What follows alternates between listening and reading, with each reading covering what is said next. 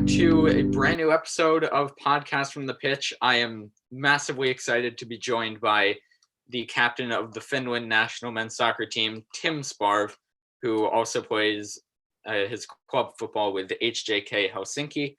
A player who I've been very excited to chat with, not only for his performance on the field and what he's achieved in his career, but also some of the other things that he's into outside of his career, and also that he's pursuing, that we'll discuss a little bit today. So, Tim, thank you very much for joining me. It's a pleasure to have you. This is a podcast about you. There's so much we can talk about. We can talk about your career. We can talk about what the future holds for you. But of all things, I think it's only fair that I let you start it off. When we think of the story of Tim Sparv, where do you think that should start when we talk about you? That's a good question. I mean, I've had a really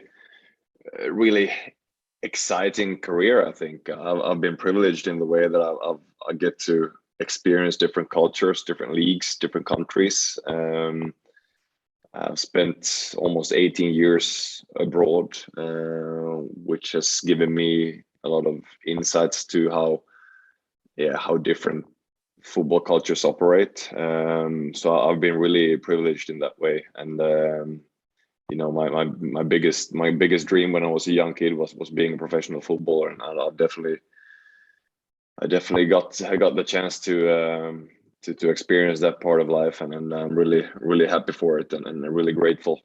But yeah, I don't know where to start though. I think I was the first 16 years I was living in Finland on the west coast, being coached by my dad. And after that, I got the chance to move abroad for the first time, and my time abroad started in Southampton, in England, which is where I got my football education. But yeah, it's difficult to know where to start. Understandably, and I know you mentioned toward the end there, you had the tremendous opportunity of spending time in Southampton, which has really developed a reputation for having a pretty impressive academy. It's produced players, just Theo Walcott, Luke Shaw, yourself. What is it about the academy? I've heard some great things about it. Is there anything in particular that you feel sets it apart, or simply gave you a strong foundation to jumpstart your career, which has been quite a success? Yeah, I haven't been back to Southampton in recent years, so I don't know how much they've changed. But during my time there, it was a fantastic environment for a young footballer. Very professional, very inspiring. Good, talented players, good staff. We were really, taken care of very well. And you have to remember that most of us were just teenagers. A couple of us came from abroad, leaving our friends, leaving our family, leaving our comfortable surroundings. So that was a big first step to make. But we had a fantastic environment in Southampton, and that really opened my eyes in so many ways. I was used to be coached by my dad, and I was used to being one of the best players on the pitch in Finland. But when I came to England, the competition was a lot tougher. The mentality was different. Everybody was fighting for a place in Premier League. Everybody was fighting for a professional contract.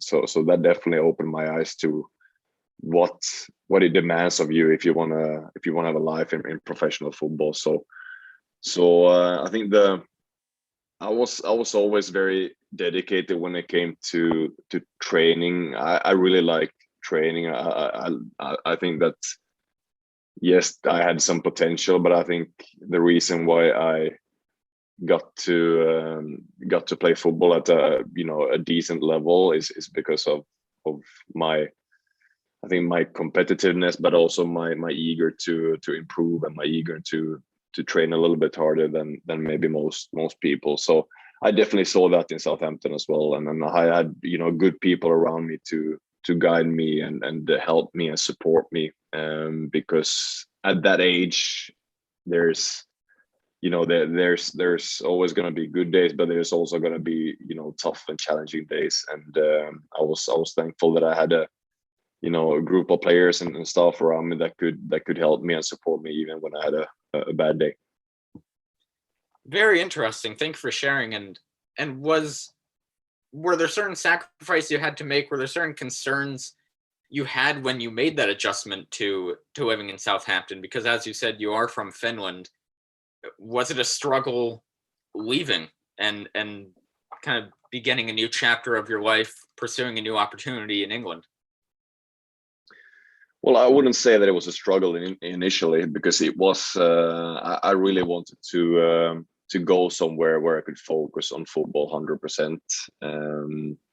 I was a little bit tired of school back then, and I felt, okay, I need to go somewhere where football will be my priority. So I got exactly what I wanted, and I'm looking back, I'm really happy that I went, because I think I got the education that I needed. I never made it to the first team in that way. I never made it to Premier League. But I think that the environment really motivated me and influenced me in so many ways. 3.5 years in the South Coast in an organization like Southampton, that was exceptional. I'm really thankful for it. But there's definitely sacrifices. No matter what you do, are you a footballer or something else? But I feel, lately I've been reflecting over it maybe a little bit more than I did then. I think I've definitely, I haven't spent enough time with my family. The last 18 years. I feel a little bit sorry for it, for sure. They understand my ambition. They understand why I've been away. But I definitely feel a little bit bad that we haven't seen each other more than we have. Of course, they've visited me, and of course, I've been going back every summer and most of Christmas.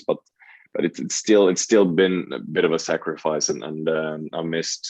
I've definitely missed them, and hopefully, my career is coming to an end in a bit, and hopefully I can create some kind of daily life where I see my mom and dad a little bit more, my siblings, and of course my girlfriend and my daughter as well. Well, I'm glad that you referenced that. First off, the aspect of the academy, I'm glad that you had a positive experience in that you're satisfied with that decision and that it worked out well for you. I'm very happy for you on that. And then the second part of it, that you feel as your career comes to an end that you want to pursue something else that allows you to see your family more. And I was interested about that too.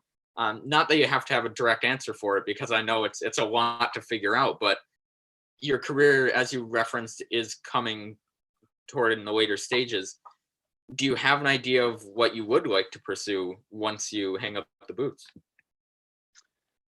Well, I definitely want to stay in football in some capacity. I think right now what I really like is working with young, ambitious, hungry players. I think that's been the best part of my job the last 4, 5, 6 years.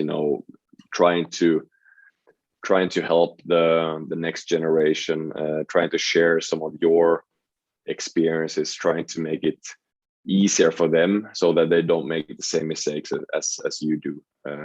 So I think I will go into coaching. I think that's pretty certain. I've already started taking my coaching badges. I definitely have an interest in trying to help the next generation of footballers out there. I think they are so curious, they're so open-minded. They have a life ahead of them, and I would really like to be a part of their development. So I think it will be coaching.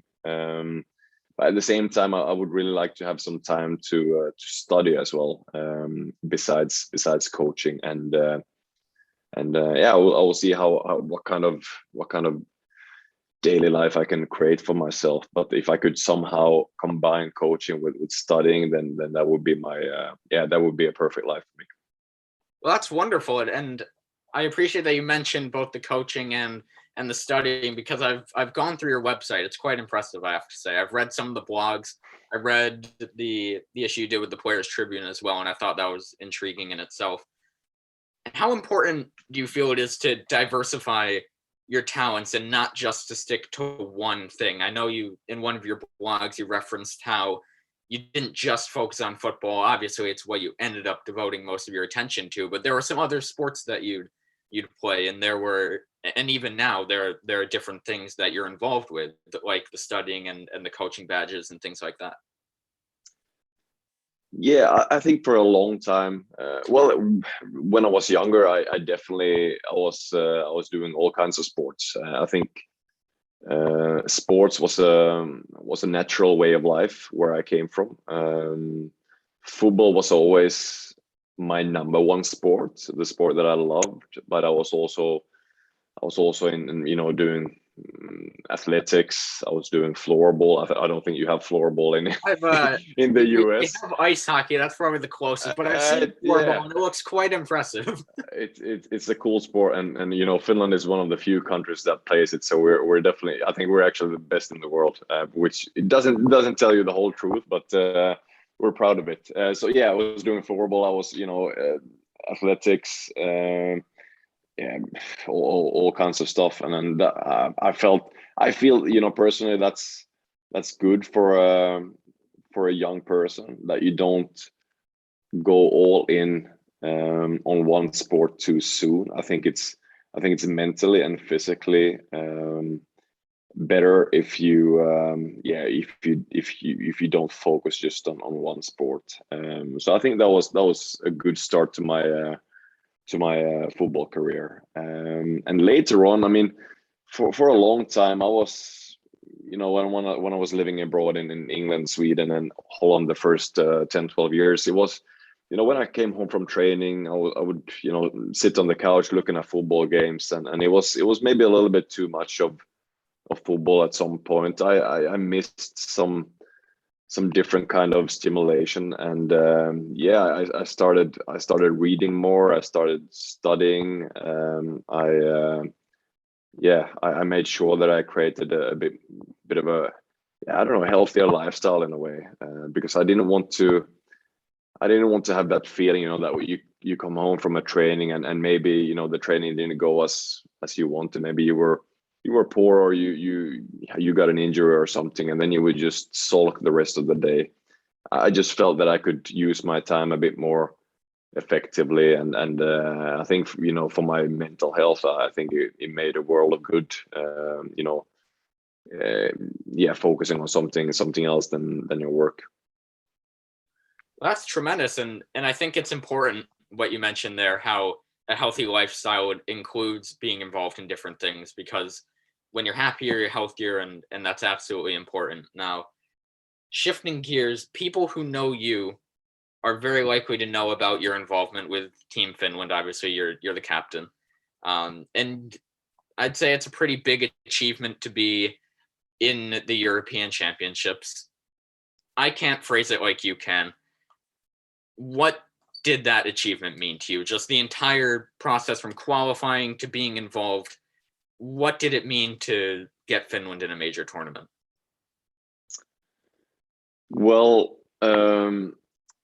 representing my country is or has been a big part of my identity.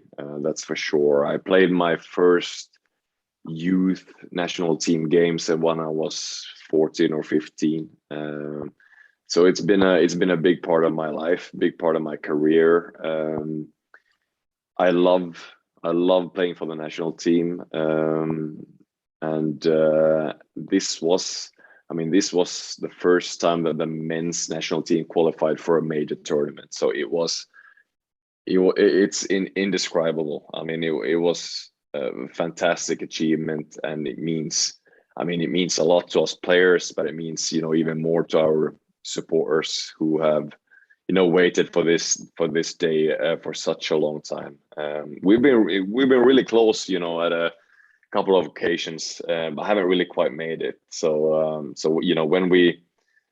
when we beat Liechtenstein in the penultimate game, and made sure that we qualified, that was an amazing feeling. It was the cherry on the cake for me.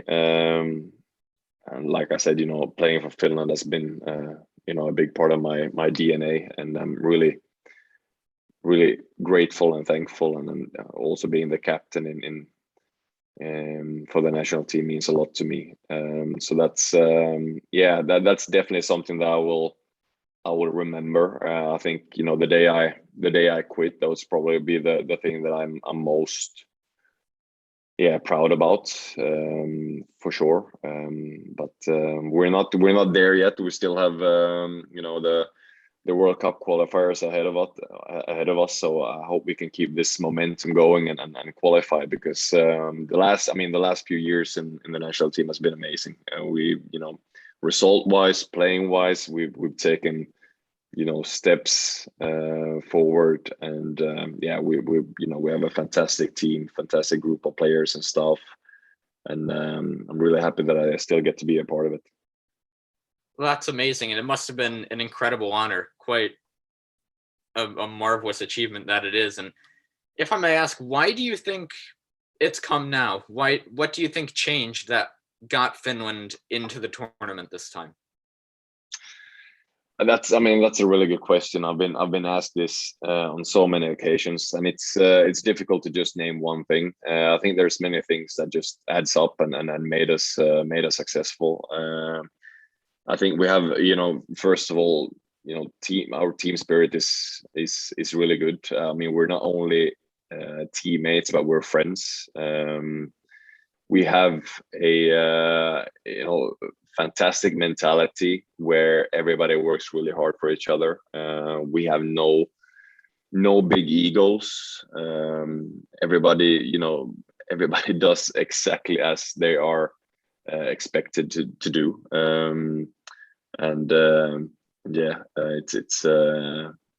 It's incredible to be a part of. But I mean, also we take these small. Sometimes I write about marginal gains, and you can't go from 0 to 100 in a couple of days. It takes time to develop a really good team. But we have, our coaching staff has had the time to put their stamps on our style of play, on our environment. We have a coaching staff that listens, that involves us players in the decision making. They're very open-minded. They want it to be our team, and they're very eager for us to have an influence on what we're doing. At the same time, tactically, we've become more flexible than before. We're not only formations, but also playing wise. We adapt to our opponents quicker and better than we used to do. And then we have some, Teemu Pukki, for example. You can't not mention him, because he's been such a big part of our success. Scoring so many goals, but also some players like Glenn Kamara in midfield, Robin Lod, who's behind a lot of our attacking play.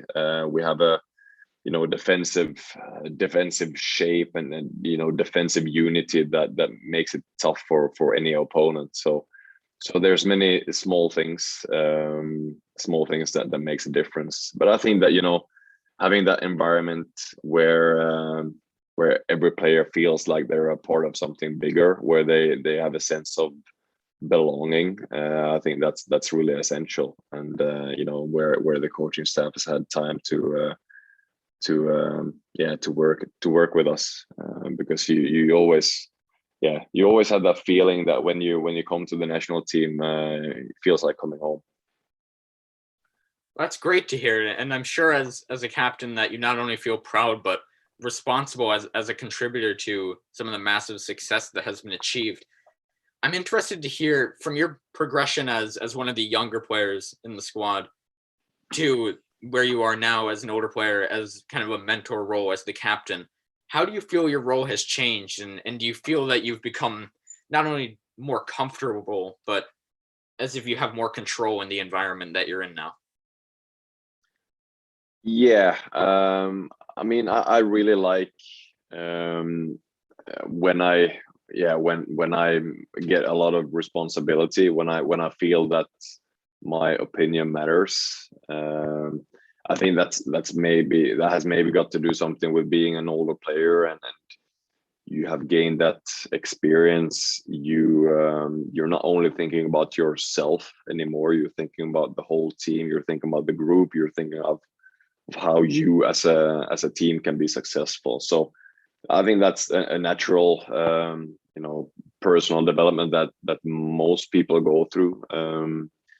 But it's I mean I've been a long time together with the national team. I've seen some of Finland's best players up close. I've learned from them and taking something from everyone. So I'm just trying to do my best to create the best environment for my teammates so that they can perform when it really matters.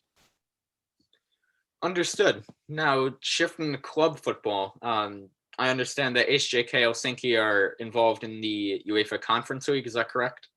Yes.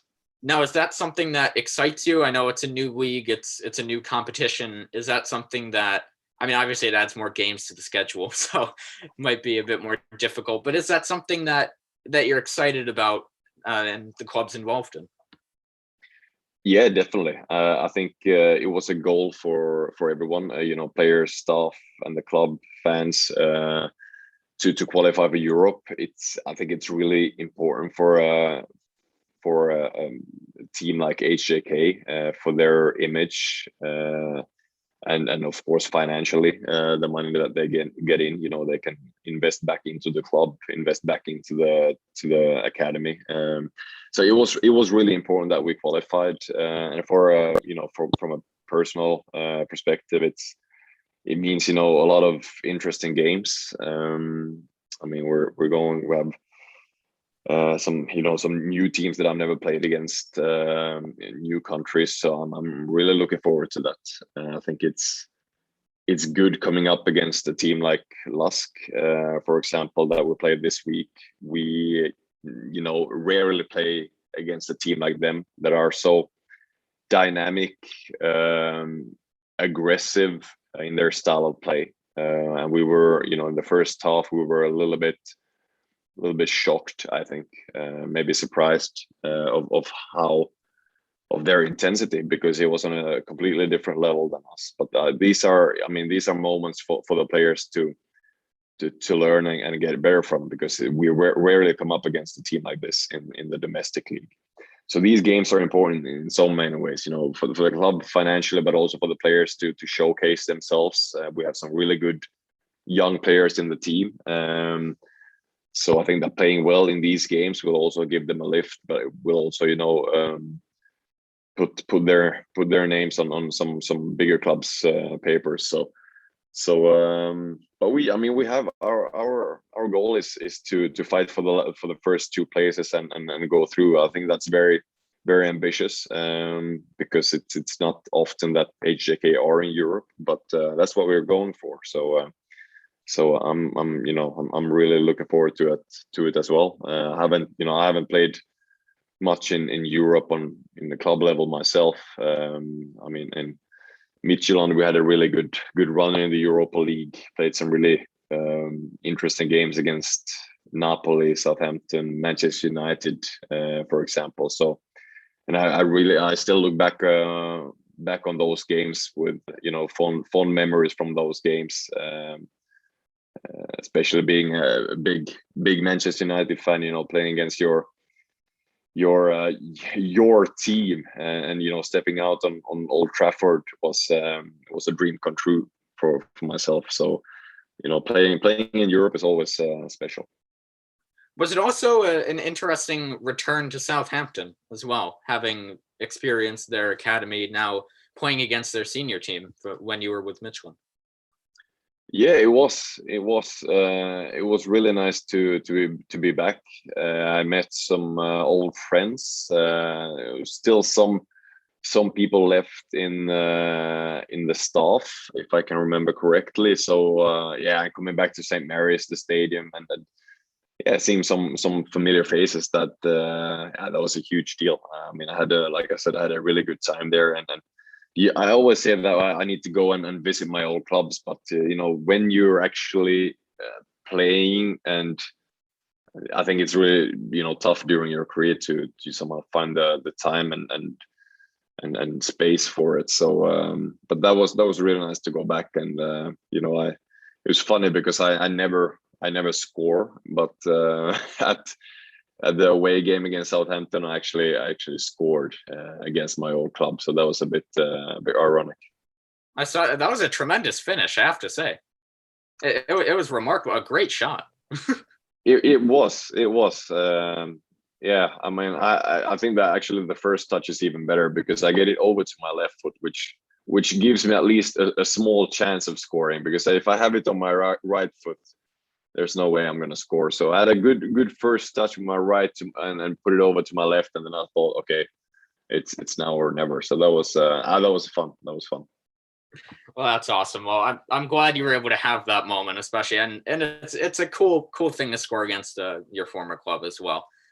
Speaking of former clubs, is there a favorite that you have? I mean, I know it's difficult considering there are so many different experiences, a bunch of different factors, but of all of the clubs you've experienced, do you have a favorite, or are there moments that you recall that you especially like when you think about them? Uh, I think I'm fortunate in that way that I'm almost only played for well organized and good clubs. I think Greece was probably an exception. But yeah, I've played in some really nice clubs, and I've been well taken care of. I've learned from every club I've played at, and I think sometimes I say that I had the best time in Holland and Denmark. So at FC Groningen and FC Midtjylland. That was all, you know, that was on the pitch, but also outside of the pitch. I think, you know, social life was good. I had, you know, many friends outside football. I thought the people were very, yeah, open, generous, friendly, humoristic. So yeah, I had a really good time in Holland and Denmark. But yeah, I mean, it's difficult to choose. I mean, I think it's one of football's best sides when you actually get to move away from your home country, actually, you know, broaden your horizon a little bit, and see different styles of playing, you know, learning a language, learning some of a different country's history. So I've been very fortunate when it comes to that part. And yeah, got to play in some cool countries.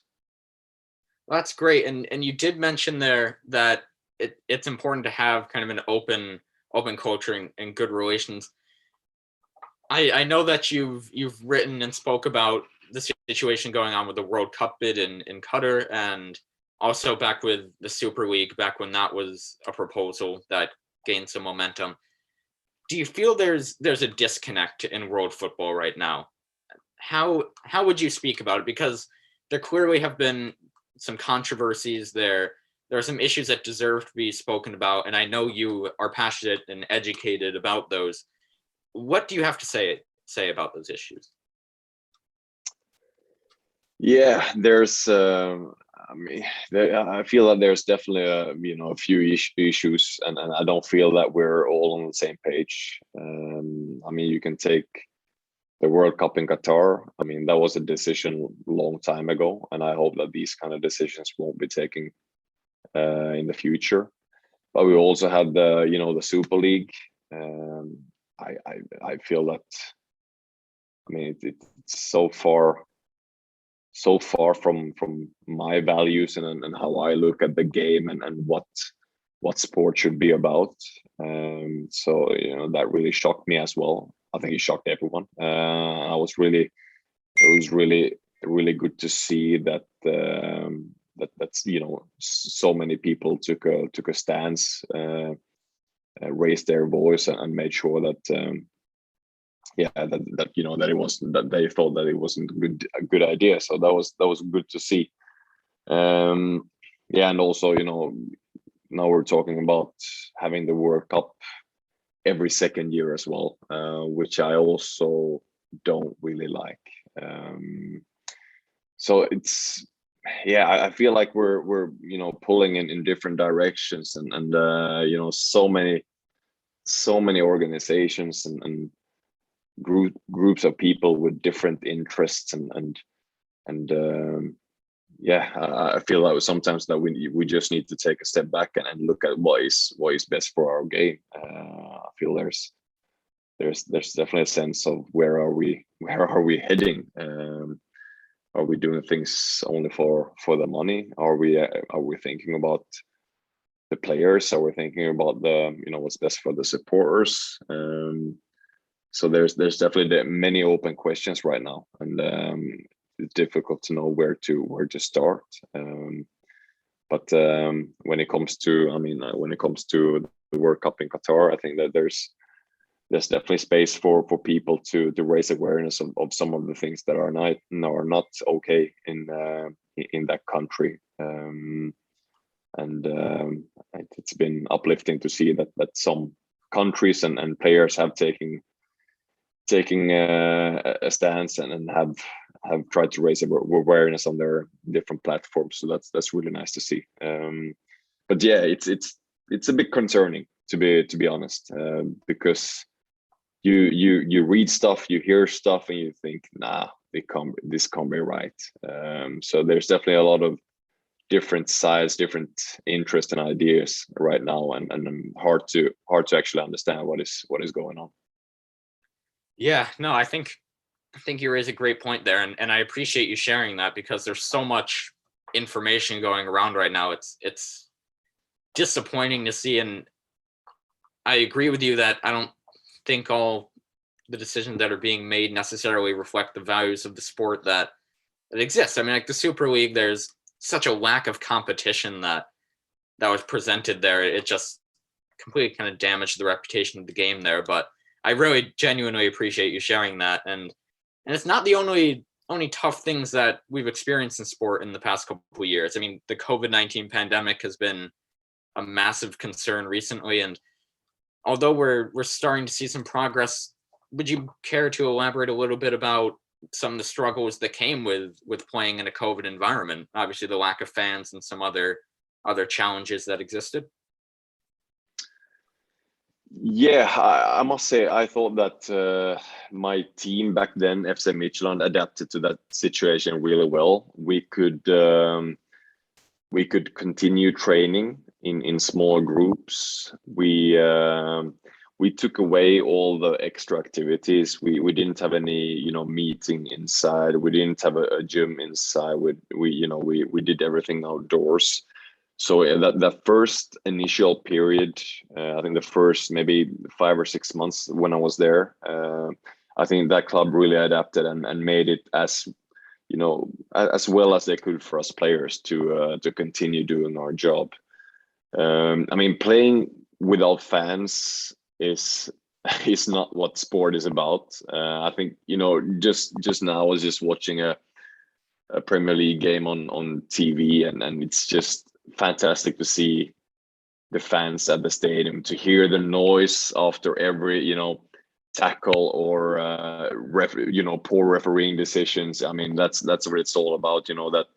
That atmosphere and people being engaged. I think it is really nice that people are back, and yeah, we've definitely missed our supporters, but it was definitely different. I think it's hard to actually motivate yourself 100% when there's no people there. I mean, you do everything you can. You try to get yourself mentally up for it, but during the game there will definitely be moments where you just like switch off more often than not when there's no people there. So fans makes you keep your foot on the gas, that's for sure. And tempo is higher, more tackles, and it's great to be back to some kind of normality. I absolutely agree with you. It was bizarre. I have to say, even watching from home, watching some of the Bundesliga matches, that they pumped in the crowd noise through the audio of the TV, and I wasn't in the room once. The first time I heard it, I said, "Wait a minute, are they like outside the stadium or something?" I was completely confused. That was weird. It was strange for sure, but glad to be back. Absolutely. And I have to say, it's been a tremendous conversation with you. Would you like to end with some rapid fire questions? Just quick answers, quick questions. Of course, yes. All right. Who is the best player that you've played with? Virgil van Dijk. Why? He has everything that a player needs. He has the physical attributes. He has pace, strength. He reads the game well. He's a good right foot. He's a threat on set pieces. He has passing ability. He's a leader. He has that aura about him. He's a captain. He's a fantastic player. That's awesome. Who is the best player that you've played against? That's a good question. I mean, I was on the bench against Portugal when I was younger, so I didn't really play against Ronaldo that way. I mean, I was a big fan of Iniesta. He used to play for Barcelona. We played against Spain. I think he was amazing with the ball. It just looked so simple when he had the ball at his feet, and he could thread a pass to the strikers. I mean, with no difficulties whatsoever. And it just seemed like the ball was glued to his feet when he ran with it. So Iniesta is probably one of my favorite players to have played against. Who else could it be? I mean, there's so many of them, but I would say Iniesta if it was just one. I'm sure, even watching his highlights, I mean, I've never experienced it in person, but I could imagine. Is there ever, and I don't know, I could be completely wrong here, is there ever a moment of panic just with the defense? Because we can never, as fans, we can never tell what's being said. We can just see the generic communication of the players. Has there ever been a moment where you see a player and you have to look at your other defenders and say, we have a problem here? Yeah, I mean, you can actually sense it even in the team meetings the days before, when you have a look at your opponent and you look at their attacking threats. So you get a sense of, okay, what are you up against? So sometimes you definitely see, when we played against France a couple of weeks ago, and you saw some of the stuff that Mbappe and Benzema and Griezmann was doing. You get, oh my God, this is gonna be tough. So, but I mean, at the end of the day, when you're on the pitch, I think everybody says that you just try to focus on your next action, focus on what you can influence, and not think too much about who's on the other side. But of course, you appreciate some of your opponents before and after the games. And also, you did mention Mbappe, Benzema, and all the others. How much do you know about your opponents coming into the match? Because this is professional, international football. We have things such as social media and all this that highlight these 24/7. At my level, at a high school level, the most I'll know about the opponent is any rumor that my teammate next to me says about him. But whereas as a player, I can turn on the TV and I can see Mbappe's stats listed everywhere. I'm curious, as a player, professionally, how much do you know about your opponents? Because I could see how you could like to turn some of that attention out. That's just something, honestly, as a fan, I've always been curious about. I think it depends on what kind of club you're in. I think especially in the national team with Finland, we get a lot of information about our opponents and I think the players has a really good idea of what they're up against when the game starts. There's everything from, of course, clips of their games, defensive and attacking clips. There's a lot of, the coach will be talking, there will be PowerPoint presentations, there will be data and statistics. So there's a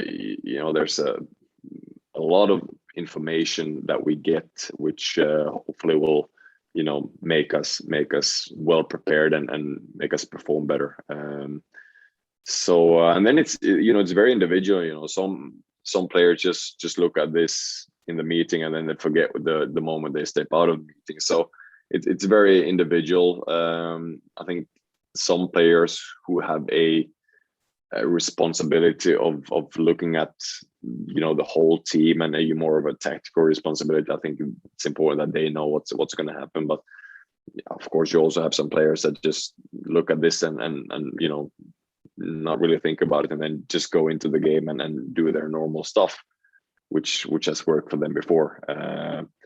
But yeah, looking at clips, getting the data that we can from our opponents and our individual opponents as well. I think it's key. I think it's part of the modern game. I think this is definitely something that maybe football can take from American sports as well. I mean, I look at Hard Knocks sometimes. I looked at the Dallas Cowboys this week and how they, their meetings and how they approach that part of it. I think we can learn a lot from that. Maybe doing it in small groups, individual approach, but I think they are a step ahead of us when it comes to learning their playbook, looking at films, really going into a more detailed approach. So I think they're definitely further ahead than we are. I think it's interesting that you mentioned that as well, because I believe it was Julian Nagelsmann who said something similar. I don't know if you saw this. He said that American football is much farther advanced. I think he even proposed that there should be like the earpiece, like the quarterback has in the position player's ear. I mean, what are your thoughts about that? Because it's such a drastic change from what we know football or we say soccer in America. But what do you think about that? I mean, it's just something to throw out there. We don't have to talk about it for long, but what's your first impression of that? Well, first of all, I think that you can learn a lot from other sports. I think it can inspire you to see how other sports work, how they set up their meetings, learning from their culture, learning from how the staff work, how they treat each other, what are they, match day preparations like. There's so many small things that you could learn from, and I think that sometimes stepping out of your own bubble makes sense, because if you live in that bubble 24/7, it's good to go somewhere and see something that you haven't seen before and maybe come back being more knowledgeable. So I think that's a good idea. I wouldn't like to get mixed up though during the game. I'm definitely against that, but maybe I'm just too conservative compared to Nagelsmann. So we'll see what happens in 10-15 years time. Got it. Understood. All right. Our next rapid fire question. What is one of your future aspirations? What's a goal that you have for yourself right now that you look to accomplish in the future? Well, I don't have a specific goal, if I'm honest. I mean, my first goal will be trying to become a better coach, trying to become a better coach for my players. I don't have a goal, okay, I want to coach in Premier League or Bundesliga or whatever, nothing like that yet. I think it's just about becoming a better coach. Awesome. And all right, this one, complete rapid fire. First thing that comes to mind. Next game, if you score, what goal celebration is going on? I'm a old guy, so just hands up in the air, just celebrating. That's it. Boring, I know. I like that. Simple but effective. Yeah. Well, I have to say, I've asked all of my questions. If there's anything you'd like to say, is there anything that you'd like to bring up? Not that you have to. No, not really. I mean, it's been a pleasure speaking to you as well. I haven't been when talking about US. I haven't been to US for a really long time. I've never watched an MLS game, so that's definitely on my to-do list. But I went to the West Coast once, and I went to an NBA game. I went to an NFL game. I went to an NHL game. So I'm really, I'm a sport fanatic, and for a sport fanatic, US is a fantastic place to be. So yeah, it was a pleasure speaking to you, and all the best with the podcast and your studies and life in general. Well, thank you so much, Tim. I have to say, honestly, I was euphoric to have you on the podcast. I was bragging to my friend the other day. I'm like, I got a podcast guest because it's been a little while since I've done one. And I'm like, yeah, he's the captain of the Finnish national team. And I'm like, oh, okay, I can say that. And he's like, hang on. He was quiet. At first, I thought he just ignored me. And then like 10 seconds later, he's like, hang on. Why does he want to speak to you? So it's been a source of excitement. So to have you here, it's been an absolute pleasure. And I know you've been incredibly busy. So to take the time, it's massively appreciated. Like you said, America, there's an abundance of sports here. So come to New England, we'll show you around. Sounds good. Thank you for having me, and yeah, all the best. It was a pleasure to be involved.